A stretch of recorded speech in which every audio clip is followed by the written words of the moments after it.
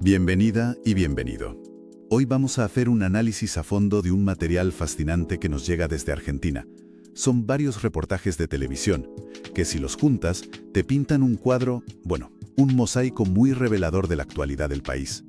Y tenemos tres historias que de verdad dan para mucho. Por un lado, la separación de altísimo perfil del expresidente Mauricio Macri y Julián Aguada, que esto es un culebrón, con giros de guión y todo. Luego, la confesión pública de un actor muy conocido, Luciano Castro, sobre una infidelidad, donde cada gesto, cada palabra, se ha puesto bajo el microscopio.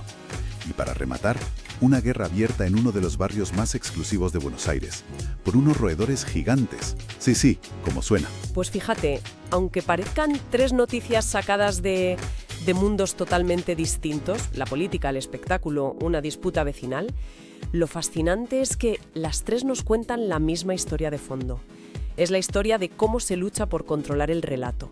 Vamos a ver cómo las figuras públicas gestionan sus crisis de imagen, cómo lo personal se convierte en un espectáculo, milimétricamente analizado, y cómo un problema que parece trivial puede destapar tensiones sociales que, llevaban mucho tiempo ahí, ocultas. Venga, pues vamos a meternos en faena. Empezamos por la primera, que tiene todos los ingredientes. El expresidente Mauricio Macri y Juliana Aguada anuncian una pausa en su relación. Y ojo al término, pausa. Ya empezamos con el lenguaje medido. Totalmente. Según los reportajes, esta crisis no es de ahora. Vendría cociéndose desde finales de 2024. Me llama la atención porque Macri siempre hablaba de ella casi con devoción. Llegó a decir textualmente, me hechizó. Claro. De un hechizo a una pausa hay un trecho. Es que la elección de palabras aquí es clave. Pausa es un término de manual en comunicación de crisis. Suena temporal, reversible, es mucho menos agresivo que separación y a años luz de divorcio. Es un intento claro de controlar los daños, ¿no? Exacto, de manejar el tempo de la noticia. Sin embargo, lo que sugieren varias de las fuentes es que este control se les fue de las manos. El plan, al parecer, era anunciarlo en febrero, con más calma. ¿Ah, sí? Sí, pero algo les obligó a precipitarlo. Y la gran pregunta que se hacen todos es, ¿por qué la prisa? ¿Qué o quién les forzó a mover ficha? Y aquí es donde la cosa se lía de verdad. Aquí. Porque todas las miradas y todos los titulares se han dirigido a una persona, la presentadora y actriz Juana Viale. Las fuentes están repletas de especulaciones, de rumores, sobre un supuesto romance con Macri. Se habla de una foto de ambos en una fiesta, que ahora, se analiza como si fuera la película de Zapruder. ¡Madre mía! Pero ella, según citan, está que trina. Lo ha calificado de operación de prensa y ha dejado muy claro que es íntima amiga de Julián Aguada. Claro, lo que le añadiría una capa de traición a todo. Exacto. Es un ejemplo del libro de cómo funcionan los medios. Ante un vacío de información, porque la pareja no da más detalles que la palabra pausa, la especulación se convierte en la noticia. Y la reacción de Viale es también muy estratégica. ¿En qué sentido? Al negarlo con esa contundencia y enarcarlo como un ataque de gente que busca un segundo de fama, intenta arrebatarle el poder a los que difunden el rumor. Intenta pasar de ser la protagonista del escándalo a ser la víctima de una campaña. Pero claro, en el ecosistema mediático actual, una vez que tu nombre está ahí, en el centro del huracán... Es muy difícil salir. Muy difícil. Pero si damos por buena la versión de Viale y el motivo no fuese rumor, ¿qué fue? ¿Qué pasó para que tuvieran que salir así, de repente? Y aquí es donde las fuentes dan un giro de 180 grados. Un giro total. Apuntan directamente a Juliana Aguada. Afirman que el verdadero motivo de la precipitación es que ella ya tendría una nueva relación. Y bastante consolidada, además. Y los detalles que se dan son de una precisión quirúrgica, lo que sugiere una filtración muy bien dirigida, ¿eh? ¿Qué detalles dan? Pues mira, se habla de un empresario 10 años menor que ella, del sector financiero, argentino, y que para más Inri es conocido de Macri, y sus hijos van al mismo colegio que la hija de la pareja. ¡Ostres! Ese nivel de detalle no es casual, busca dar una credibilidad total a la información. Y si conectamos los puntos, la narrativa cambia por completo. Claro. De repente, la historia ya no es Macri, el expresidente, podría tener un nuevo amor, sino Macri, el expresidente, ha sido abandonado. ¡Ostras! Eso lo cambia todo. No es lo mismo ser el que toma la iniciativa que el que se queda atrás, y menos para un político. Menos para él. cuya imagen pública siempre ha estado ligada al liderazgo, al control. Exacto. Ahí está la clave de la dinámica de poder de la que hablábamos. Para una figura como Macri, esta percepción puede ser muy dañina. El relato público deja de ser sobre su futuro y pasa a ser sobre el de ella. Lo deja a él en un papel secundario y, en cierto modo, De víctima. de víctima. Y no olvidemos el factor económico, que es crucial. Uno de los reportajes hace mucho hincapié en que se casaron bajo el antiguo Código Civil argentino. ¿Y eso qué implica en la práctica? Porque suena a detalle legal, pero me da que es una bomba de relojería. Es una bomba, sí. Significa que no hay separación de bienes. En la práctica, todo el patrimonio generado durante el matrimonio se considera un bien ganancial, propiedad de los dos al 50%. Madre mía. ¿Y estamos hablando de una fortuna? Enorme, de una magnitud enorme. Un divorcio en estas condiciones no es una simple negociación, es una reestructuración patrimonial de una complejidad brutal que podría durar años y que, por supuesto, sería pasto de la prensa día sí y día también. O sea que la palabra pausa quizá no es solo una estrategia de comunicación, No, que va. sino también una forma de ganar tiempo ante un tsunami legal y financiero. Exactamente. Es fascinante ver cómo se gestiona una crisis cuando hay tanto en juego. Y esa idea de la gestión de la imagen me lleva directo a nuestro segundo tema. El actor Luciano Castro también está en medio de una crisis, pero le está gestionando de una forma radicalmente distinta. Sí, el contraste es total. En lugar de una pausa calculada, él ha optado por una confesión a corazón abierto. Sí, tenemos a un actor muy popular que ha concedido una entrevista televisiva crudísima, admitiendo una infidelidad.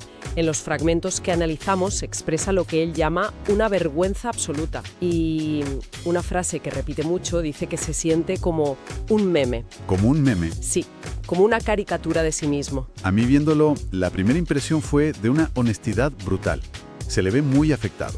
Las fuentes incluyen un análisis muy detallado de una experta en comunicación no verbal y va un poco en esa línea, ¿no? Al principio sí, la experta destaca elementos que apuntan a un arrepentimiento que parece genuino. Menciona la mirada baja, la voz que se le quiebra en varios momentos. Son indicadores clásicos de vulnerabilidad. Ya. De alguien que está exponiendo una emoción real, no parece una actuación. Además, él mismo introduce un concepto psicológico interesante, el del autoboicot. Ah, sí, lo menciona varias veces. Habla de que tiene un patrón de conducta, de que no es la primera vez que se sabotea a sí mismo en sus relaciones. Intenta dar una explicación a su comportamiento, casi como si fuera una víctima de sus propios impulsos. Pero claro, aquí siempre está la duda. Es un actor, y uno muy bueno. ¿Dónde acaba la persona y empieza el personaje? No sé. Por un lado, la voz temblorosa, la mirada, parece destrozado. Pero por otro, esa experta que mencionas señala un gesto que contradice todo lo demás. Efectivamente. Me cuesta reconciliar las dos cosas. ¿Es posible ser genuinamente arrepentido y a la vez un manipulador en el mismo instante? Esa es la pregunta del millón. Y la respuesta probablemente es que sí. La experta señala una contradicción flagrante. Mientras verbalmente se muestra hundido y avergonzado, sus manos hacen un gesto de forma recurrente, que en comunicación no verbal se conoce como la pinza. Unir las yemas del pulgar y el índice. La pinza. Y este gesto, que a menudo es inconsciente, se asocia con la precisión, el control y el dominio. Vaya.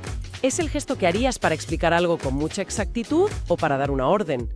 Es como si su cuerpo estuviera diciendo: estoy avergonzado, pero que no se os olvide que yo controlo esta conversación. O sea que su boca dice perdón, pero sus manos dicen yo mando aquí. Es una disonancia tremenda. Exacto.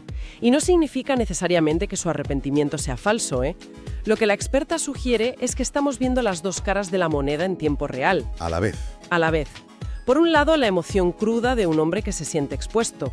Por otro, el instinto de una figura pública que, incluso en su peor momento, intenta, consciente o inconscientemente, moldear la narrativa. Gestionar la crisis. Eso es. Y aquí es donde comete un error estratégico, según el análisis. ¿Cuál? Quejarse de haberse convertido en un meme. Ya. Al centrar parte de su discurso en cómo le afecta a él ser objeto de burlas, desvía el foco. Pasa de ser alguien que pide perdón por el daño causado a su pareja a ser alguien que se lamenta de las consecuencias para sí mismo. Y eso le hace parecer autocompasivo. Justo. No arrepentido. El consejo que se da en la fuente es claro. Una disculpa pública efectiva debería haber sido más corta, más directa y centrada exclusivamente en la persona en la que ha dañado. Al intentar explicar su autoboicot y quejarse de los memes, abre demasiados frentes y, bueno, pierde la fuerza del mensaje principal. Pues pasamos de la batalla de un individuo por controlar su relato a la batalla de toda una comunidad por controlar su entorno. Y la historia es de traca.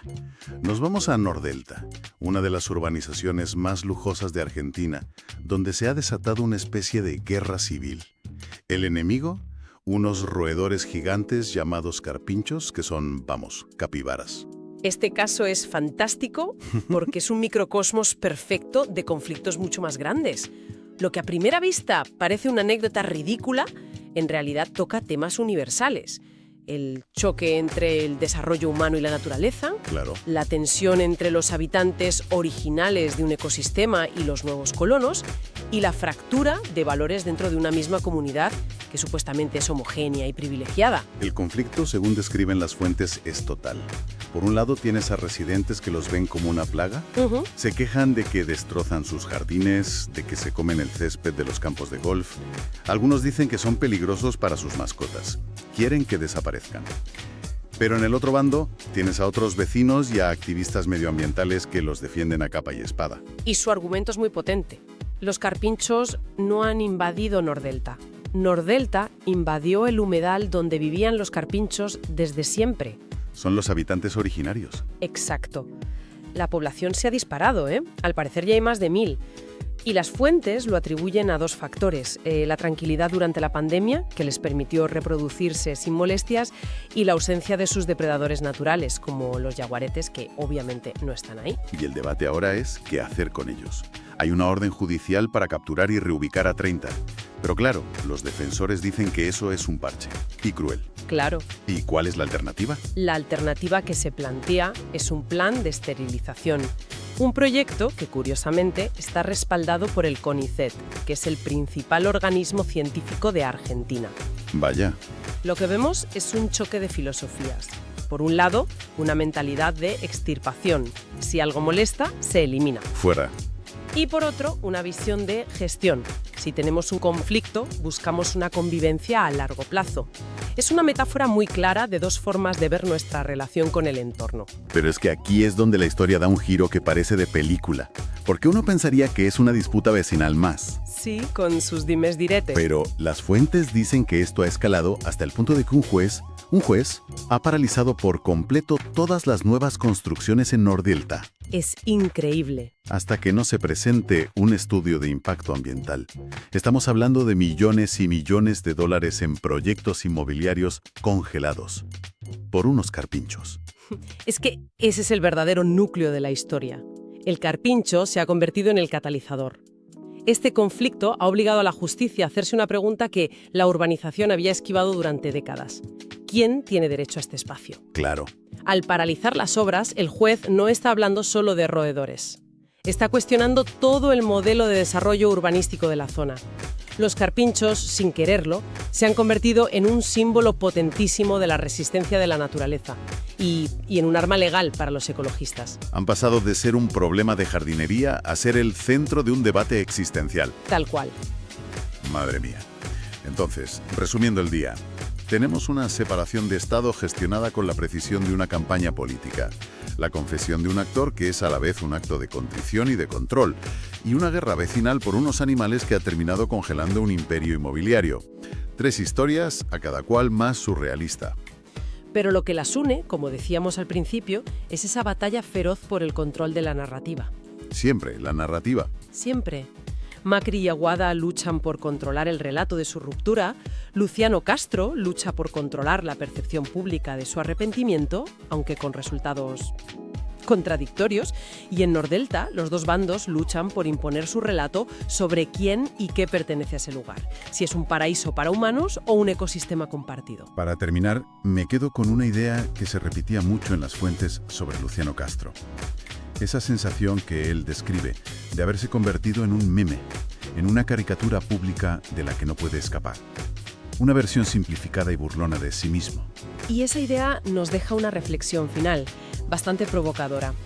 En esta era en la que cualquier momento, cualquier gesto, cualquier error es instantáneamente capturado, descontextualizado, compartido y convertido en chiste o en juicio sumarísimo en las redes, ¿qué control real le queda a una persona, sea famosa o no, sobre su propia historia, una vez que salta a la esfera pública? ¿En qué punto la narrativa deja de pertenecernos y empieza a vivir su propia vida, completamente fuera de nuestro alcance?